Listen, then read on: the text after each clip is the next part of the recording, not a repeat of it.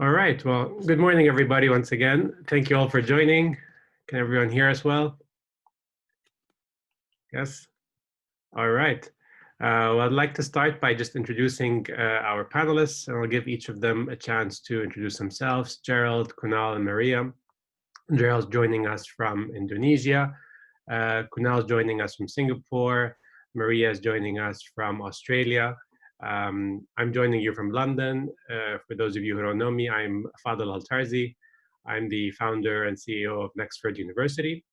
And today we're gathered to talk about, the working virtually, reassessing your career, trying to share insights which will hopefully be valuable with all our attendees on a post-COVID world. In terms of skills and education and what the job market may look like, and what are some of the opportunities that are out there for edtech entrepreneurs across the world looking to leverage the inevitable change that will occur as a result of COVID. So with that, I'll pass it over to our panelists to introduce themselves. Maria, maybe we can start with you. Sure. Hi, everyone. It's wonderful to be here, and thank you. Thank you, Fadl. It's wonderful. It sounds like it's going to be a wonderful conversation. I'm looking forward to it. My name's Maria Spies. I'm the co-founder and co-CEO of HolonIQ. We're a global market intelligence platform in the deep vertical of education and talent. So we track globally the trends and innovations that are occurring in the market, and also we track where all the money goes. And often that is a precursor for growth. So I'm really looking forward to sharing some of what we're seeing in the market tonight. Thank you. Kunal? Hi, everyone. Good afternoon, good morning from whichever part of the world we're joining. So my name is Kunal, and thank you for having me here. And I basically head the business for LinkedIn Talent, hiring, learning, and engagement business across Philippines, Thailand, Myanmar, Cambodia, and Laos. Really looking forward to contribute and learn from the other panelists as well as to how we are navigating through this so-called normal, no longer the new normal. Thank you. Gerald? Hi, everyone. My name is Gerald. I'm honored to be in this conversation. I'm a co-founder and chief partnership officer of Haruka Edu. So we are an OPM in Indonesia that helps a lot of universities as well as training providers and corporates to go online. Fantastic. Thank you. All right. Well, the first topic we'll cover today, because it's just such a hot topic around the world, let's just jump into it. So, online education and remote learning. So let's just go around the speakers. Are remote working and online education the new norm? Let's just kind of share quick feedback on that. And if anyone wants to weigh in on your views in terms of the difference between online education and remote learning as well, I think our users might find that of value. Gerald, should we start with you? Thank you, Fadl. So from our experience in the higher education space as well as the training space, a lot of university operators in Indonesia, and I think it's the same in other countries, have been forced to go online overnight. I mean, literally overnight, had 2 or 3 days time from normal, regular on-site going overnight. And this has been resulting in mixed bag of experience because most were still living in a Jurassic Park environment. Basically the education at higher education are dinosaurs who have no idea what's happening inside the institution, let alone outside. That has significantly negative impact to the workforce. A lot of the lecturers are unprepared to teach online. There's a lot of basic challenges, especially in universities that operate in regional areas. Basic issues such as access to affordable mobile data network has been a big part that caused a lot of students who cannot afford sufficient mobile data to have to be subsidized by the universities. On the point number 3, I think there is no choice that they have to start learning to be prepared and to start doing online. So that's a challenge for us to help a lot of universities, training and companies to work in this COVID-19 environment. Maria, Kunal, anything to add to that? Yeah, I can jump on that. I think great share by Gerald. I can actually talk about a personal experience from working for an organization and getting into an online kind of a remote working space. So Singapore was one of the first hit countries back in February, and we had to start working remotely. At that point in time, we didn't know whether this was going to be the permanent state, and you were looking to probably take 2 weeks of vacation, paid vacation, sitting at home, not going to work. And then we went back to work for 2 weeks. And then ever since 13th of March, we've been working from home. So it's been a ride that, we've been talking about remote working, but it's not easy. And the kind of, I think what Gerald was sharing as well, the challenges are real, that, there are internet bandwidth challenges, whether organizations are even ready for remote learning, that's remote learning or remote working, that's one thing. And being working at LinkedIn, what people would feel, right, that these kind of organizations are ready. I think we had our own challenges. We had our own challenges, whether it's a people challenge, whether it's a mindset challenge. But as Gerald said, I think it's a reality. And the sooner people embrace it, the better it is, because remote working is here and it's going to stay. I've been reading a lot and came across the article by, say, Google and Zuckerberg recently, wherein they're saying that remote working will become a new norm from them, in the way they plan their workforce or the way they plan their work. So that's one. And another interesting thing from a learning space that's picking up is I'm speaking to a lot of our clients in, say, Philippines and Thailand particularly, wherein they are making that shift and they have to make it like real time. And they were not prepared for it. But there are organizations, even higher educations or regular, education, but they are doing some bit of learning. So they were talking about Google Classrooms. They were talking about doing Zoom classes, being lecturers coming on board, but at the same time, they will have to complement with content. And these organizations were not ready with content. So that's where, the plugin and for providers as well as for organizations, a complete blend that's happening right now. It's a beautiful story that's emerging. And I'm sure at the end of it, this will be a new world of learning or remote working that we're entering into. And Kunal, did LinkedIn have a remote learning or remote working rather culture environment prior to COVID? So we always believed in one of our core values is act like an owner. So we always said that you're an entrepreneur for your business, and people were working remotely. But interestingly, now when people want to work remotely by choice, it's a very different ballgame. When you are told to work remotely, which for an indefinite period of time. So we always had that. But, given when we entered this space, it was a tough one for us as well and for the people across LinkedIn. And I think we're still learning to navigate this new normal and becoming productive during this time. Yes, but we had that option always. Yeah. So Maria, maybe you could talk to us a little bit about kind of the cultural aspects here, because, I think one of the unique vantage points you guys have is a real global view in the research that you guys do, whether from an investment perspective or a startup perspective, or even looking at universities across the world. So talk to us a little bit maybe about level of preparedness, how that may vary around the world from what you've seen. And more importantly, from a cultural perspective, like, are there cultural nuances that people should be aware of when applying for jobs, for instance, in different markets, or when attempting to study with universities in different markets, that will impact the level of preparedness and acceptedness of remote working and online education? Great, thanks. Great question. Look, from our perspective, I talk to investors and also universities every day from all different parts of the world. What I'd like to do just firstly is just zoom out a little bit, because where we've been tracking and noticing some changes in the market. And so over the last 12 months, and it hasn't changed in the last 6 months, firstly, investment in ed tech and talent tech, broadly defined, has not changed. It's not slowed down. I think it's going to ramp up. The whole world is currently looking at the world of work and the world of education. I've never seen education so much in the press. So it's very, very clear that people are focusing on this.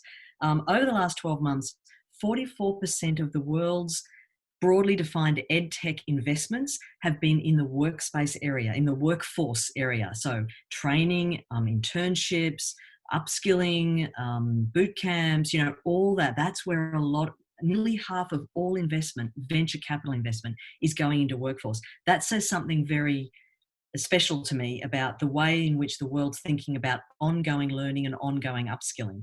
And a further 34%, a third is in K-12 markets. And so we see in the K-12 market, we see that especially in Southeast Asia, emerging markets, K-12 edtech is big. And 12% in higher ed. It is not an area of deep edtech investment.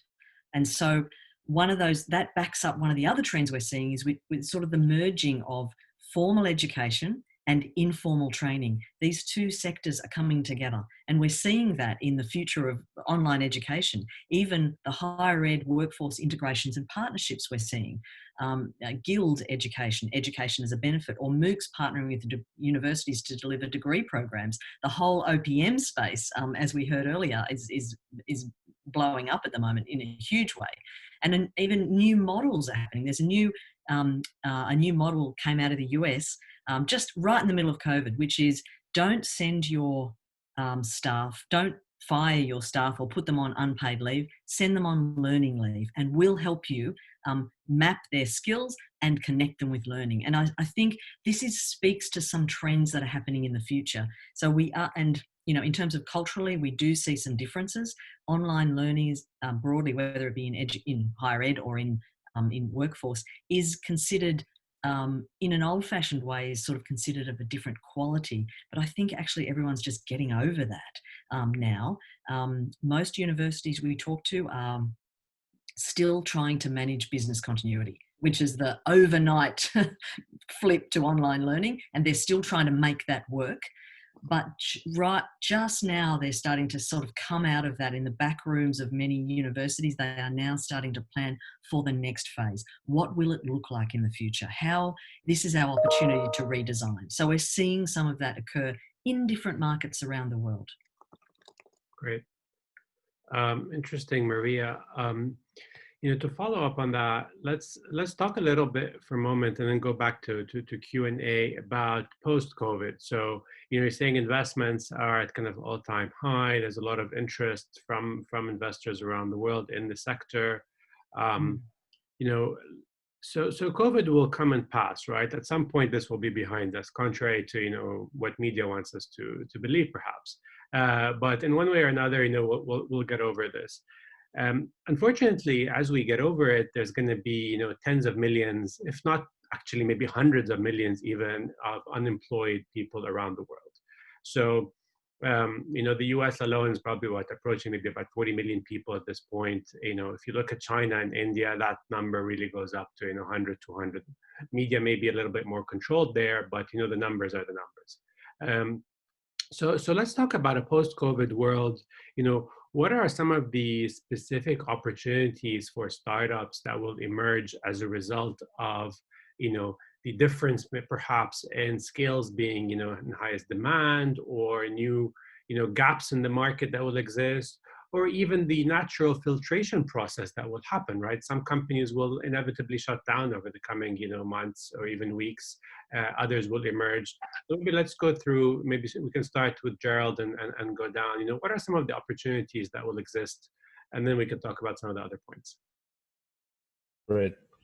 So I think looking at the startup ecosystem in Indonesia, at least about the edtech, I concur with what Maria was saying.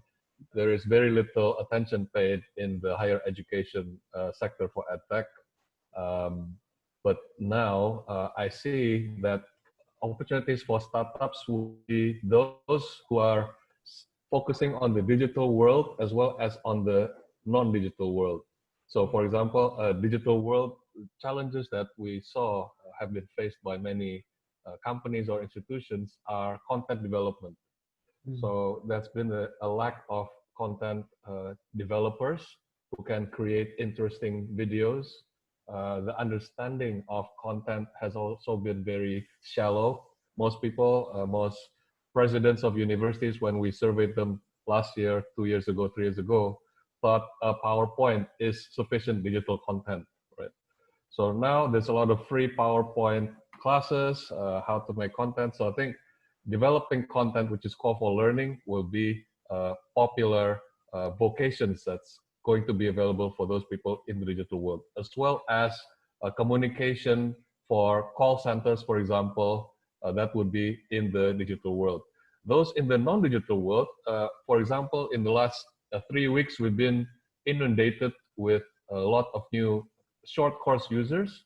For example, we have around 400 courses, 100 already live, and the top 10 course that's been most interesting by the participants are practical skills like how to become a barista, opening your own home-based coffee shop, right? Selling basic items through social media, opening a bakery, those kind of things, which can really bring in real money to people who are unemployed, who have no jobs, but they can immediately serve a market that is in need for those retail products. Secondly, in terms of the skills that employers value most, I think definitely being able to... Gerald, maybe we'll go back to the other questions after Sure. 2 and 3. Let's just maybe go through the panel in terms of opportunities, because we have some entrepreneurs with us today, in the session, and everyone's looking at where can I, plug a gap. So, Gerald talked about a lot of offline businesses, which is great to see. Like, people are encouraged that, we will return to going to coffee shops at some point. Yes, but, meanwhile, are there other opportunities that may exist, purely digitally that Kunal, Maria, you can speak to? Yeah, I can definitely add. I mean, from an opportunity standpoint, I think what we've been hearing and what we've been seeing, when organizations are coming to us, I mean, there's a general belief globally that the hiring has stopped, right? Because hiring has slowed down a wee bit, but the more we are speaking across the region, we are seeing a lot of tech startups coming up, whether it's in the space of HR, to implement HR strategies which can complement the current organization. I think Gerald spoke about BPOs. Now think about the reality of an outsourcing and offshoring model. I'm just taking a personal example. Working at LinkedIn or bigger organizations, going back to work is becoming a bigger problem with the social distancing norm being applied.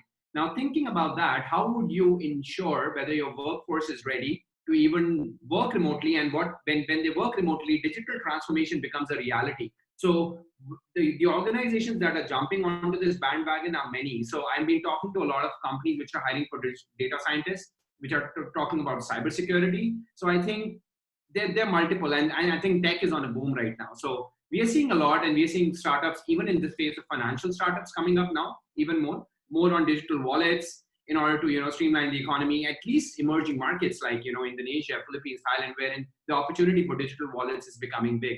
Just a very recent example that I heard was Facebook getting into India in a massive way by tying up with an Indian, the biggest Indian entrepreneur, and they're going to streamline it across India for digital payments. So I think that's just one of the opportunities from a massive scale, which can boil down to startups as well.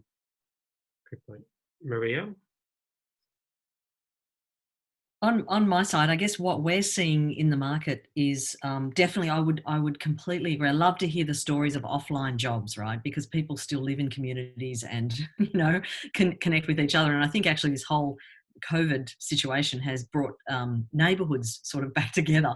But in any case, what we're seeing is a lot of change in the HR, the human capital area.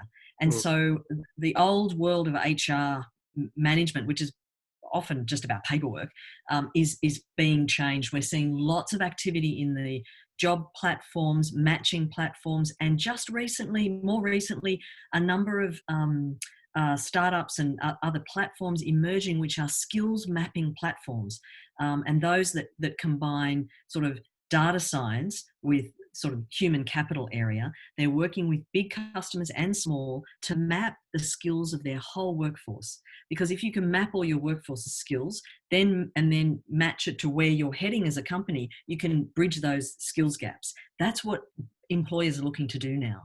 So there's a lot of, I would say, in terms of jobs, it's data science, but it's more in the human capital space. And what that is going to turn into is, well, we've got these skills, these hundreds of little skills that we need to manage and upskill our clients. And that means there's going to be opportunities for education providers, or not traditional providers either, actually. If you only have to top up a skill or 10 skills, that's all you need, because that's what your employer said you need, because somebody mapped those skills. So we see a lot of those things happening in the market. Interesting.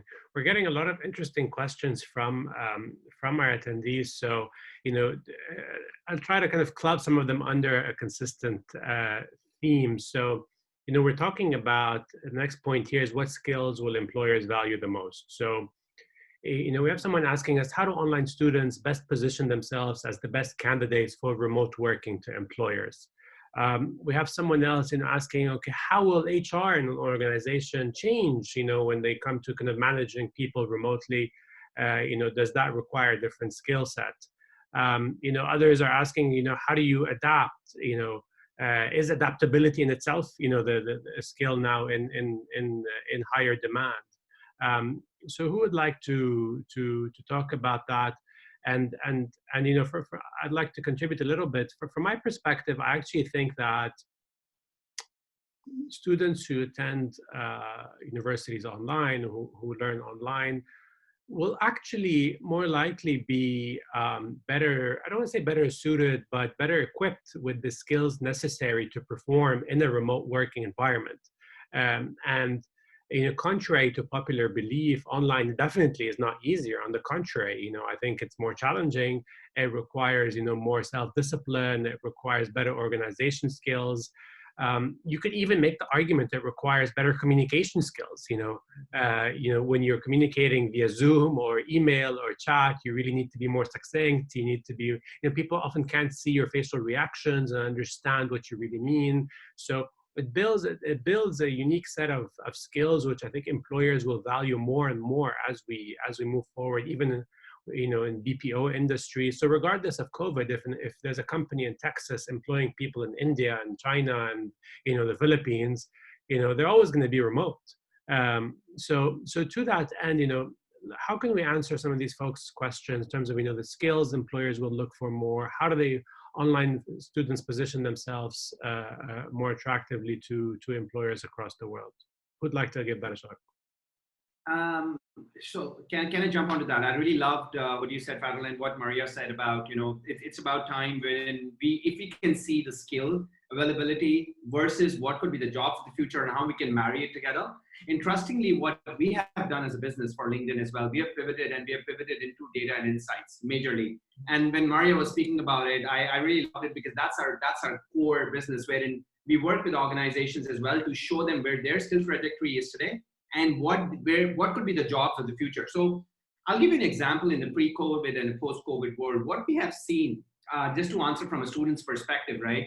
We have seen an emergence of skills as much as 118% rise on our traffic only for online learning. And that's a massive increase on the learning space. And obviously this is inevitable given the current scenario. I love the fact that point you made, Fadl, is with regards to it's not easy, but it's the need of the hour. You either do it or you don't. So you got to do it. And then we were actually navigating more insights in terms of what are these skills where people are studying more. So something like virtual work, we are seeing a growth of about 5,000% where people are selecting to these courses. Executive presence while doing a Zoom call.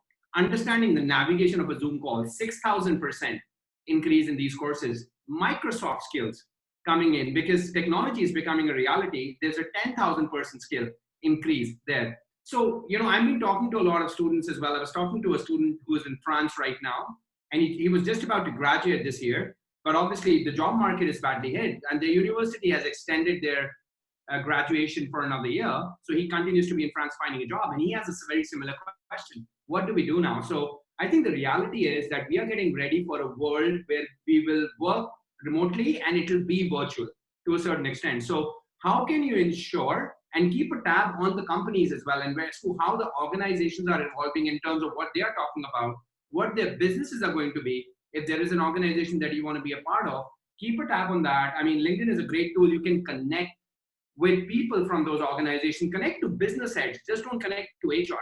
Connect to business and understand what is their roadmap, what are they looking for probably 5 years down the line, or say 6 months down the line rather, and then plan a journey from there. And like Fadl said, you need to begin the journey. You need to acquire those skills so that when the market is looking good, you are ready. You're ready with those skills, because what we are also seeing for LinkedIn standpoint is when we go back to a normal, whatever that is, I think people will be wearing a lot of hats at the same time. It's just not the same job that you used to do. I think your job will change completely.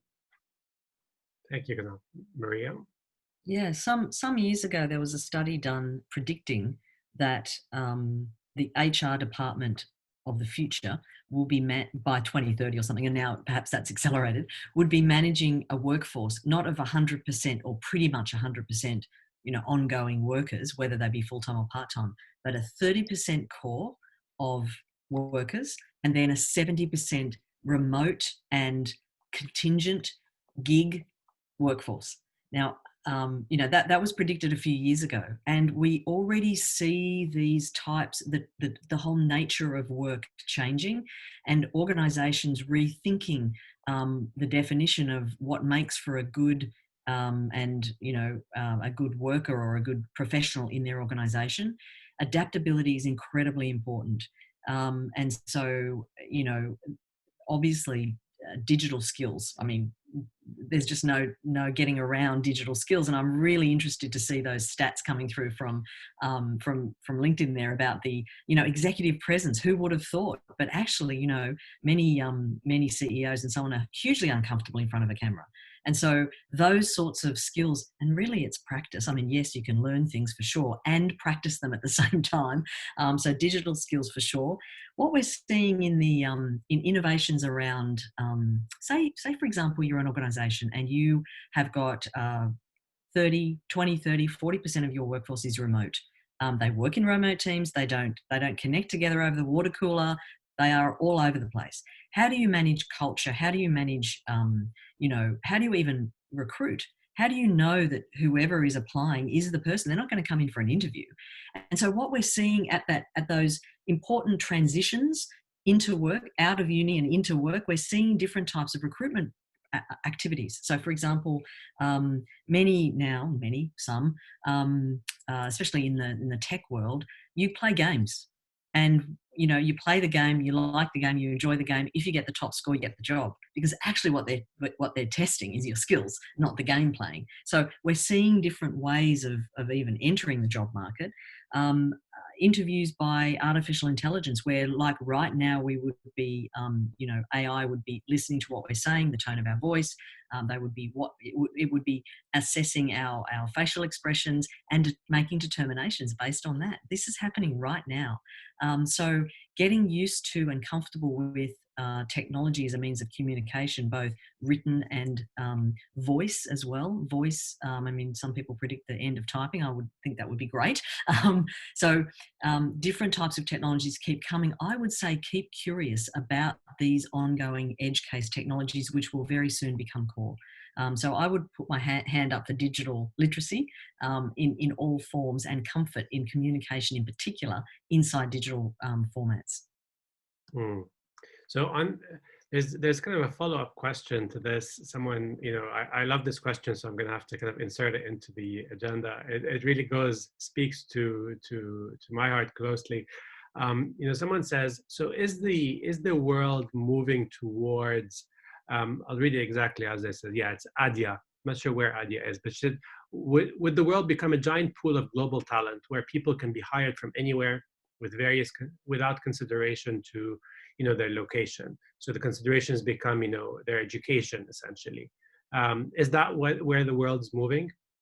From Gerald, maybe we can start with you and talk a little bit about affordability as well from your experience, because there's a lot of follow-up questions. People saying typical, well, not everyone has the luxury of accessing, online education. We don't have the luxury of, infrastructure even. There's still, to some extent, this, perception that online education is for the more fortunate folks who can afford to pay, whereas it was conceived, for the opposite. How would you answer? Yeah, I think we need to see from a different lens. I'm sitting in an emerging market whereby a lot of the observations that Maria and Kunal shared are actually still too advanced for the emerging market area. Mentioning one of the key challenges, not only access to affordable and quality mobile internet, but as well as ability for foreign language. if you want to be a supplier to a global world, you need to be able to speak the global language, which currently is English, maybe become Chinese or something else right in the near future. And even that is a big challenge for Indonesians. So we have a lot of requests for basic English language skills. If you cannot even speak English, forget about becoming a supplier to a company in the US, for example. Yes. Yeah. And interesting. Can I just add on to that, Gerald? What you mentioned, I think I faced that as well in Thailand. But I think one of the things that we've seen when I'm speaking to universities today in Thailand as well, I think, so LinkedIn Learning presently, we do not have a Thai language or a Bahasa in our in the offering from an online learning scaling perspective. But when I'm speaking to universities across, and we've been very successful in partnering with universities as well, because we do understand we cannot probably go, probably LinkedIn Learning is not the only option when the universities would be thinking about curriculum in different languages, but we have seen real good success wherein they are shifting the curriculum because they have also realized, I think, to Fadl's point, that global work is becoming a new norm in a way that, we were talking about visas, like I'm based in Singapore and I'm a foreign national working in Singapore. Those boundaries and those barriers are getting removed because if this will continue and certain businesses, this will become the new norm, then there are no boundaries today for people who are, or the students who are up here who want to, think about the jobs of the future. Please start not only digitalization, but I think language is a key thing. You need to become comfortable, and it's the reality. The world is going global. I mean, there are 4 people from different parts of the world in this, and there are many people who are attending it, and we are talking the same language. The other thing I just wanted to, just add on from a student's perspective, if this can be helpful for them. In LinkedIn, we mention emerging job reports for every market, and that talks about the skills available for those markets. I think Nexford and LinkedIn are partners in this as well. We're working together. And what we do is when we publish those jobs, say, for example, the number 1 job in Philippines today is robotics engineer. And the number 4 would be data scientist. Who would have thought? I mean, the Philippines would have these kind of... Repeat that, Kunal, so everyone got it. What's the number? Can you repeat the actual jobs?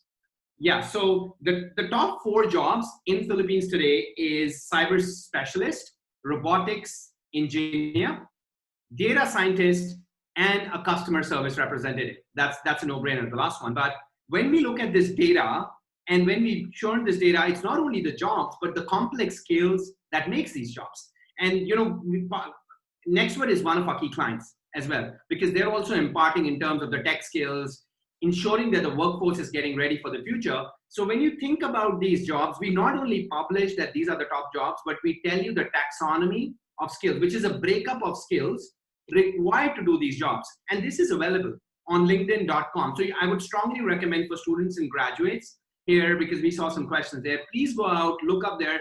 And as Maria was talking about, it's the digitalization of skills. So you need to ensure what could be the jobs of the future, because even the jobs of the future campaign, we put it out there on LinkedIn. So it's all available. I think you should, it's blog.linkedin.com. Yeah.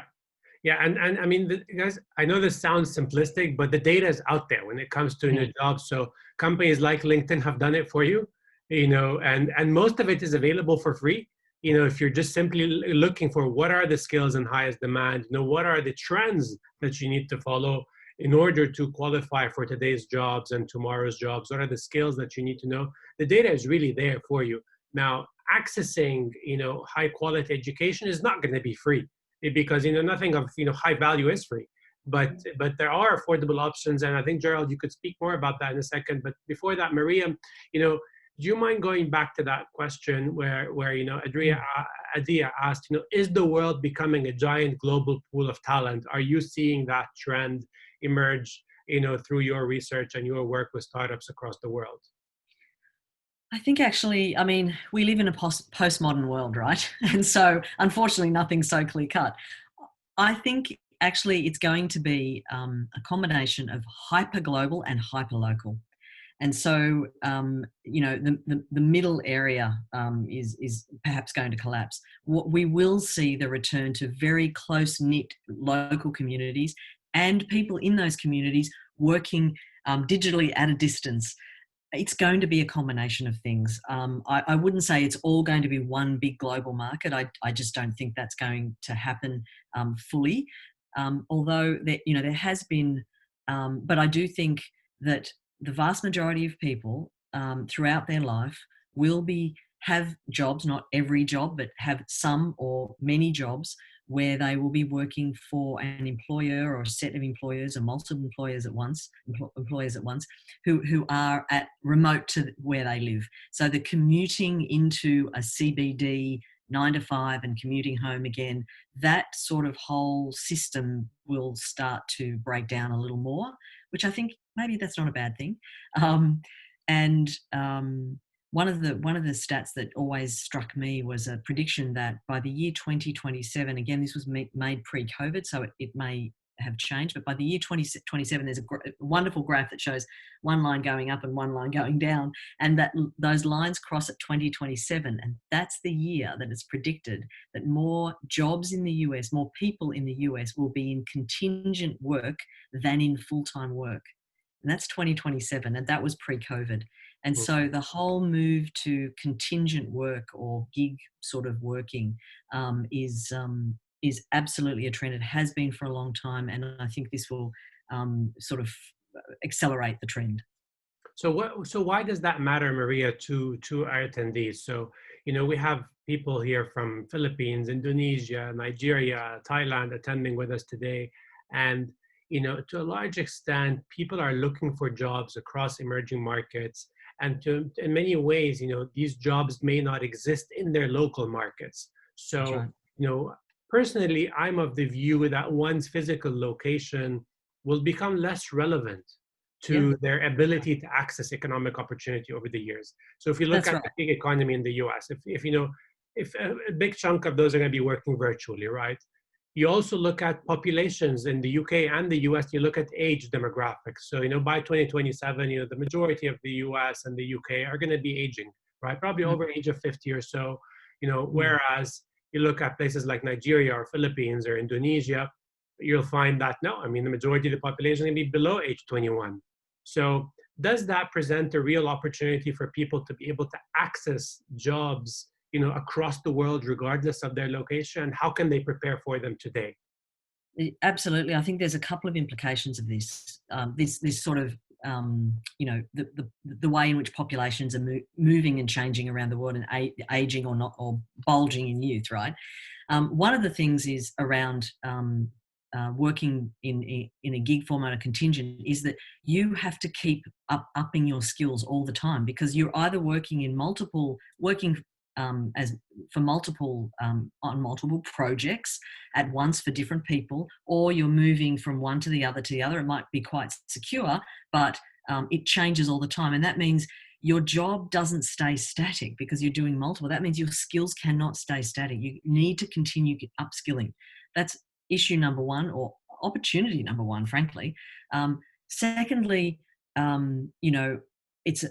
wouldn't say it's a threat, but all those in the many countries in the world, there's aging population, and so in simplistic way, you could think, well, there's youth in one country in one part of the world, and there's aging in the other part of the world. So there's going to be a global sort of movement of labour virtually, right?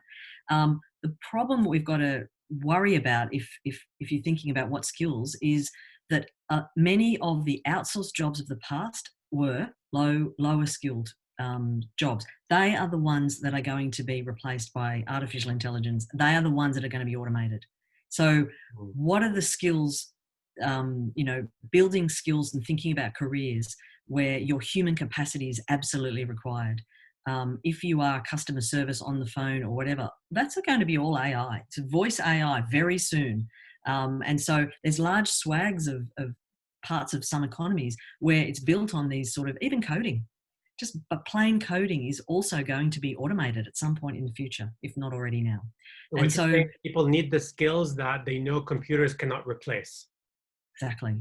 Yes, that's right. So things like critical thinking, for example, maybe creativity. Yeah, combination of those things embedded into those jobs. I think it's the continued upskilling is absolutely important. Don't think that your education is front loaded anymore. I mean, this is not new to anyone, I guess. Yeah. So learning how to learn essentially will be the most valuable skill for people. That's right. So Gerald, maybe you could talk a little bit about the affordability point. I know that's a big part of, Haruka's business. You're working with, the Indonesian government and reskilling, you could have millions of Indonesians. There's still this, we're seeing lots of questions around affordability and, and low and poor infrastructure in emerging markets. What are you guys doing to make education more affordable to people in emerging markets? And what are governments doing to increase that access? Great question. So basically, the challenges that we faced in ensuring affordability is trying to change the mindset of the education providers as well as the regulators. The challenge that we face every time there's a new minister, the regulation change, the standard change. So we have to reinvent everything from scratch. So we've been really hard to find partners who understand the value. I mean, we are in the knowledge economy, right? Maria was mentioning about coding, and then Kunal mentioning about robotics. If we look at Japan, they thought they're going to replace everyone with robots, but with such a huge aging population, they still need nurse. So the type of jobs that we can export to Japan are nurses, and that can actually be made online or blended in the typically nursing schools, right? Another factor that is a big problem here is payment system of the course.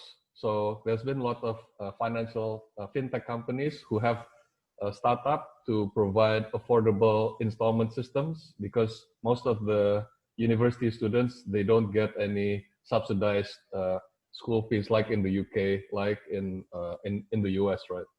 So we work with fintech providers to provide installment systems. We work with the universities, convincing them to reduce their school fees, tuition, so we don't see something like a backlash like we saw with US, I think an online university, whereby they recruit a lot of students and then most of them actually drop out, right? Yeah. So it's a really hard push going up the hill, but because of COVID, hopefully this is going to change. Interesting. And how affordable are, quality programs today? Gerald, maybe you can give examples of actual pricings. You guys work with many partners, and I think the Indonesian government has a target to reskill. I think it's 2 million Indonesians, was it this year? Yes.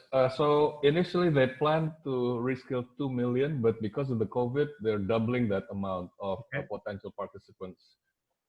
Just to give a big picture, we start pricing the university degree based on the minimum wage. So a monthly minimum wage in Indonesia, it's about $350 a month, right?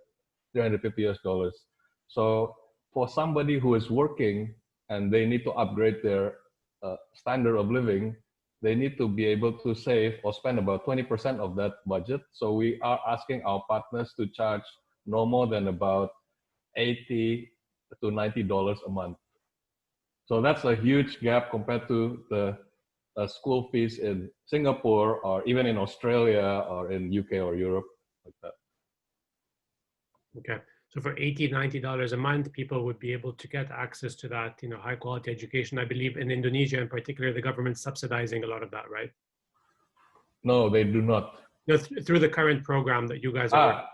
So what we're doing with the current program is allowing unemployed people to actually take short courses, basically only about 3 to 4 learning hours, and they can go from not knowing how to make a cookie, for example, after they went through that 4-hour learning program. Here, I can make this cookie and I'm selling it, like that. So really nowhere near as advanced as becoming a coding programmers or becoming a data scientist. That would still require like a 3 or 4 year degree, but we do have like short courses also on data science. Okay, all right. Kunal, you spoke earlier about examples of the top skills. I think it was in the Philippines. Talked about data science. Do you have any other similar insights on other markets that you can share with, with our attendees today on skills employers will value the most? And we're getting a lot of questions about what AI cannot replace. So maybe let's reiterate on that, at least not over the coming few years. Sure. I think people skills, I think what have we seen in terms of insights, right? Apart from the country level insights is the emergence of what kind of courses that's picking up. I'm not sure whether there's a job for a Santa Claus in the US on LinkedIn.com, right? There's a job for that. And recently with the change of, work from home, we are seeing mental wellness as one of the focus that people are talking about. So there are courses around there because believe it or not, everybody is working from home. It's a different insight. So we are continuously evolving as a platform, and from an insight perspective, I think it's not limited just to Philippines. We are seeing the emergence of tech skills across the markets, and even in Thailand for that matter, or even in, I would say, I was speaking to a university in Myanmar yesterday, and they have just become a customer. Just picking on your point, Fadl, in terms of affordability, there is a lot of cost that goes in your investment. And you need to invest in yourself. And this is the time you would need to invest. And I think in all the 4 panelists here, we are also investing in ourselves constantly, because I think everybody sooner or later will need to upskill. Like Maria was saying, it's a constant need to upskill at this time. And the journey that we're seeing in our platforms as well, and in terms of the governments as well. So giving you another insight on Philippines government, they have recently pumped in 3 billion pesos and this is Philippines, right? When we were talking to them, and we've been in the market like 5 years, and you've seen this transformation, they have been talking about digital transformation, but that was just a word. But what I've seen in the last 2 months by speaking to our different clients and universities, just naming out a few here, say Ateneo, one of the biggest universities in Philippines, the need of the hour is real. And the insights that we are seeing is, again, they're also talking exactly the same language what Fadl said just now.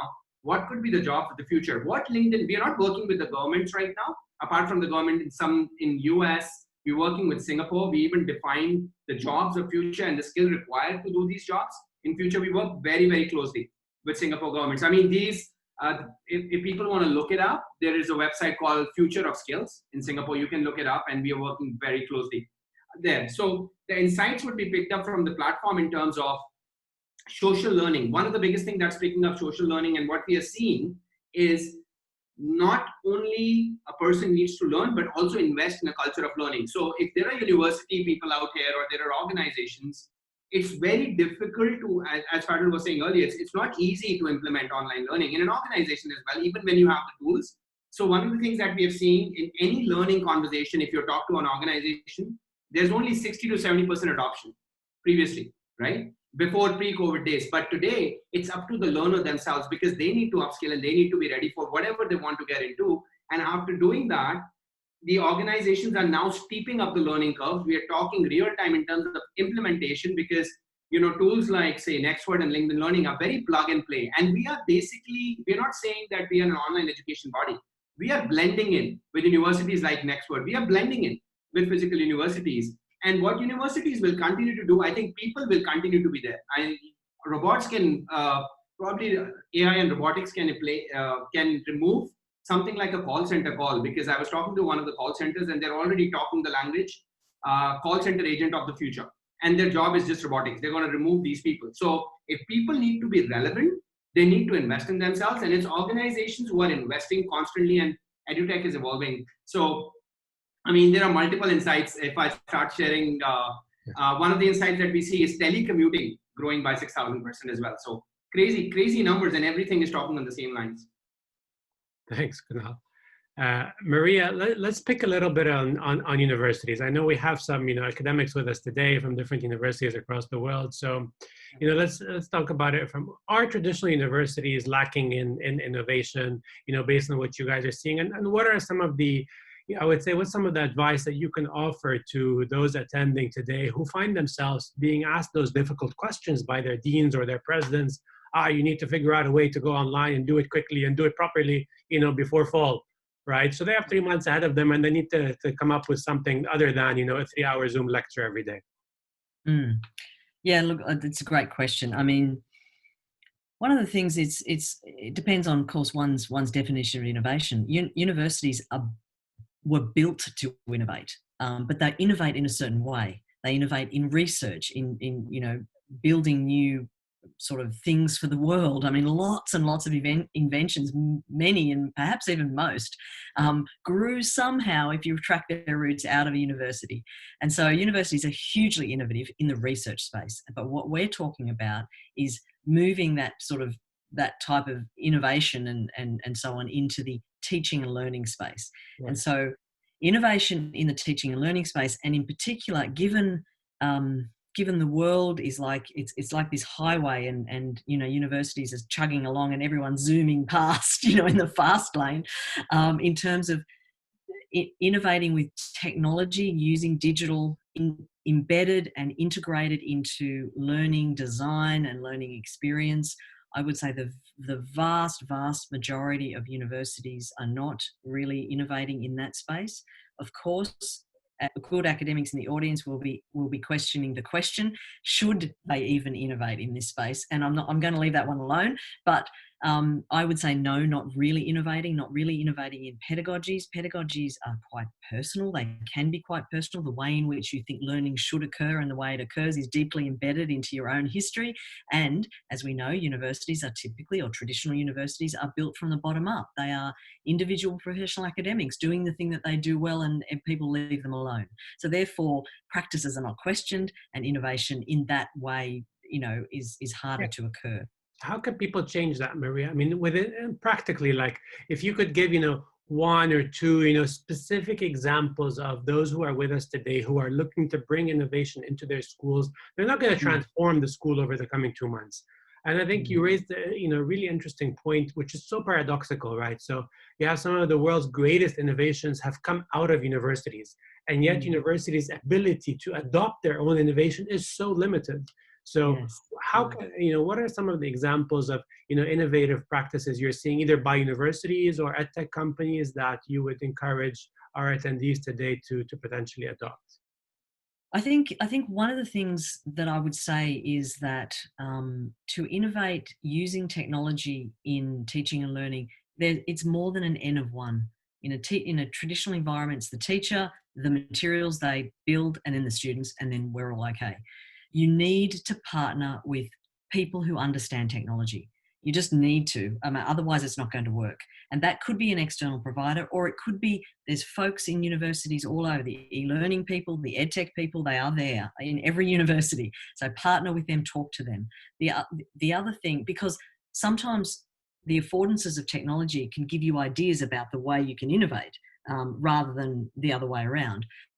The other thing is thinking, sort of flipping your learning design on its head and starting, shock of all shocks, with the student and their journey, not in the sort of the confines of your pre-organized structure. Universities have told academics for many years, you've got a 3-hour block on Tuesdays and Thursdays. That's it. That's the design. And you fit within that design. Now, online learning allows you to do all sorts of other things. So start with learning design and work back from the student experience. Design the week and every week around what's the student doing right now and next. What are they doing? What would you expect them to be doing? And sort of solve backwards, design backwards from that. Use only technologies that work for what you're trying to get the students to learn or achieve. If it's you talking about your topic for a little while, then what are they doing during that session? What do you expect them to do? It's really all about learning design. You can have very basic technology and amazing learning experiences. It really is around the design, and I think learning design in universities has been left unattended for many years, frankly. And so I would recognize those sort of partnering with the people who know about technology, thinking about what the student is doing and designing from their experience back to you, and only using technologies that the technology that works for the pedagogy that you're trying to design, like what you're trying to get the students to learn or understand or activate in themselves. Okay. So Gerald, I mean, you guys know a little bit about technology, and you work with lots of universities, in taking them online. So I remember reading a report by Maria's organization, forecasting that the global education market is going to reach something like $10 trillion by 2030. Whereas today, when you walk into a university, it still resembles, how it used to be 50 or even 100 years ago. There's just not much difference. So how do universities actually move towards becoming, call it digitally native, or even offering, a true digital experience? And how realistic is it that traditional universities will succeed in that world? Because if we look at parallels from other industries, disruption has usually come from outside, right? If you look at traditional players, over the past, 100 years, whether it's the Airbnbs of the world or Ubers or Deliveroo, the services offered by these organizations were offered by others before, but they were traditional players and they got disrupted. So how do you view that playing out in higher ed? Will they get disrupted, or can universities actually evolve to becoming digitally native? Yes. First of all, I think we need to see the distinction of two classes of universities. The first class of universities are those who will survive, who will grow and get stronger after this COVID thing. And the second class, those who will die, right? Looking at an EY Parthenon report about several years ago, those universities who have less than 1,000 students, they will die. Even century-old universities with online education programs, they died. In the US, they're dying. In Indonesia, almost 5,000 universities, less than a quarter are of the highest accreditation. So the game that is happening right now is what sort of university you want to be. So there's a ranking game, right? There's a QS rank game. We want to be the top 200 universities in the world. And that's actually the focus of the Minister of Higher Education into producing journals, which are completely, utterly, in my point, and many academics' point, completely useless, right? We are making totally useless journals just so that we can go and collect this point system so we can get up the completely useless rank. So if we continue to go and play this stupid ranking game, when we don't even have, most of the universities don't even have a decent website in Indonesia, let alone thinking about digitally native, and they're just trying to survive, doing every single thing, just trying to recruit students. At the same time, we all are aware, as Maria pointed out, the drop in production of children worldwide, right? Especially in first world. I mean, Indonesia in the last 30 years dropped in half. So the number of babies entering kindergarten, primary, secondary, high school, university is going like this, right? So this is actually a survival game, which is just going to be much more faster.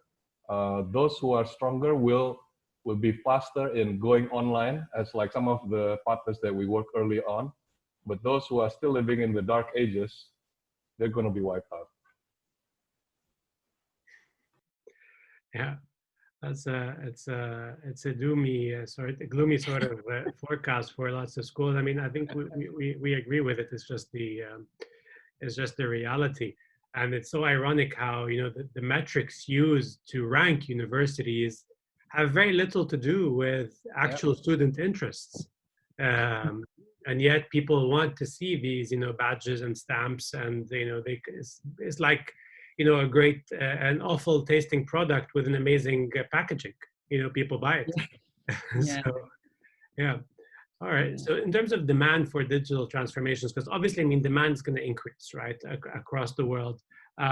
Maybe Maria or Kunal, you could, reiterate again. And I'm seeing a lot of questions on how people can specifically jump on to capture those specific opportunities, whether as a startup, or as an entrepreneur, or even as an individual, given the rise in demand for digital transformation. Where should people be looking to plug specific opportunity gaps. Can you give any specifics to our learners? It doesn't need to be in the education sector because the demand is growing across all sector, right? Maybe banks, banks will get disrupted as well. Cashless economies will prevail. So what are some specific skills, maybe from your perspective, Kunal, and opportunities for startups, Maria? So for me, I think from a member's perspective, when they come on LinkedIn, it all starts with the network, right? And for you, first thing you need to do is you need to create a profile, keeping in mind what skills do you have. Now, once you start doing that, you need to connect with the right set of people. Now, when you do that, the reason why I'm saying is that becomes the core of LinkedIn, and that's how the jobs will come to you, because there's a lot of AI and machine learning in the platform. And at the same time, you're also following organization. LinkedIn is becoming, our traffic is generally increasing day by day because of this work from home. We are seeing a lot of professionals coming on LinkedIn and, searching LinkedIn, not only for online learning, but for other stuff as well. But please follow people, please follow influencers, and please follow organizations. Just by your network as well, you will see a lot of jobs, or talk about the environment in terms of what jobs are available in the market. There are free articles. Even if you search in Google today, the top skills that is required in probably the next 6 months is completely changing every day. And with regards to universities as well, I think I just wanted to share one thing, Fadl. What we are also seeing from universities being a content provider is, I think there will be, the courses are still conducted in Google Classrooms or Zoom classes, but it's a blend of an online coursing, which is pre and post, because a person, when they go and they regularly go to a class, I think there's a constant learning journey there. But today that's no longer a reality. And as Zoom, how can you be so attentive in Zoom and all your classes? So I think what online learning will also do is complement your pre and post learning, so that there is a constant linear line of learning that you're constantly learning. But from the skills, I think it's all out there. Just search on LinkedIn. Every job, every skill is there, even on Google. And LinkedIn can give you a lot of insights. Every day a member gets a lot of jobs coming into their feed, which is relevant to their skills. So please update your skills and keep on learning, because the more you learn, the more jobs will be attracting you. Thanks. Maria, some of the entrepreneurial opportunities that exist connected to digital transformation specifically. Yeah, so universities and other schools are looking across the whole life cycle now for digital, not just picking a bit of here and a bit of there, because they need to recreate a great digital experience all across. And so what we're seeing is opportunities in areas that are traditionally difficult to scale, digitally. We're seeing some innovations there and opportunities. So for example, virtual internships. It's becoming very big, and it's becoming legitimate, whereas before it was edge case. So the whole learning to work space, so virtual internships is an example of that. In the sort of matching of people to job opportunities in marketplaces like that, this is just exploding, this whole area exploding. And what we're seeing is down in verticals, it could be in, dev talent or e-marketing, digital talent, or, really in vertical areas of the industry. So if you're interested in industry, look at the way that the jobs market is moving there, and there's opportunities there. Virtual reality and simulations, because when you're thinking about science labs, engineering, anything where there's studio, where there's physical work, that's hard to replicate virtually. It's happening though through virtual reality and simulations, and those sort of technologies in those applications in education are massive. And I would agree with the other speakers. Both of them talked about payments. The whole global payment system is being reinvented. The fintech area is massive. And so, those areas, and one more, anything to do with testing or mapping, but mainly testing skills, testing areas, because digital remote testing is going to become the norm. And there's a lack of, or there's a big gap in the market for good solutions there. There's some, but not a lot. So they're the areas that I would say are right for, more opportunities. Great. Well, thank you, Maria. And, thank you everyone else for joining us today. We got some really great questions. Unfortunately, we couldn't answer them all. But thank you all. Any closing remarks anyone wants to share before we wrap up? Only to say thank you so much to Nexford. This has been a great conversation. It's been a pleasure, and it's so wonderful to see up to 250 people joining us today. Yeah. So thank you, Fadl and team. Thank you all. We will post the recording. I know we got a lot of questions on that, so we will publish the recording on YouTube. Wonderful. Yeah, and I will just say, just connect with people. We're all there. If there anybody who needs any more advice, please reach out to us. More than happy to help. Thanks, Fadl. Thanks for having me as well. Thanks, Kunal. Thank you, Fadl and Kunal and Maria. Thank you all. All right. Great to meet you. Stay safe. Bye, everyone. Bye. Bye.